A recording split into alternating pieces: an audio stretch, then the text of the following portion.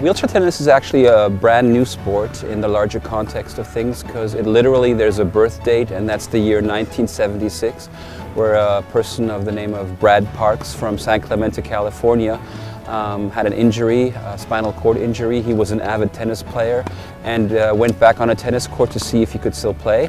And he's the one who came up with a two-bounce rule, which is the only major rule difference between regular tennis and wheelchair tennis.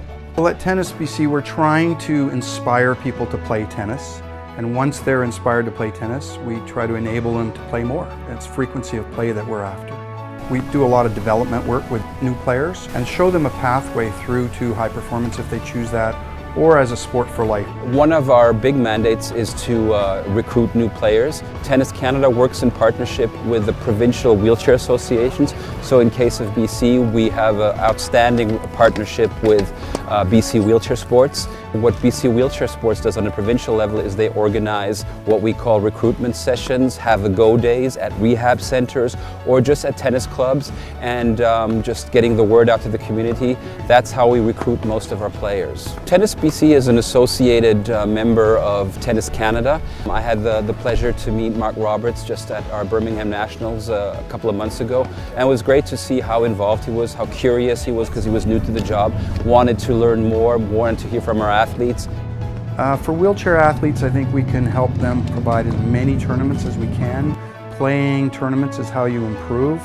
There's former world #1 players in the province playing wheelchair tennis, and we'd like to do more tournaments with them. That's where this partnership with BC Wheelchair Sports comes in. So these two organizations working together is like the best possible scenario to develop wheelchair tennis. I think it's fantastic that Tennis BC wants to become more involved. The ways that Tennis BC could help us is helping us access courts and coaching, because it can sometimes be a bit of a hurdle to find good coaches that realize that they can coach wheelchair tennis and be good coaches in wheelchair tennis.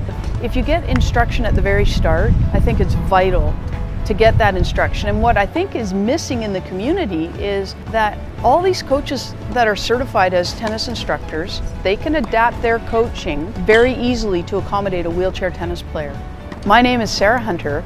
I want to get you out playing wheelchair tennis. It completely changed my life after I got injured. Being out and being active and seeing the world. I never thought that could be possible until I played wheelchair tennis. Get out there and give it a try.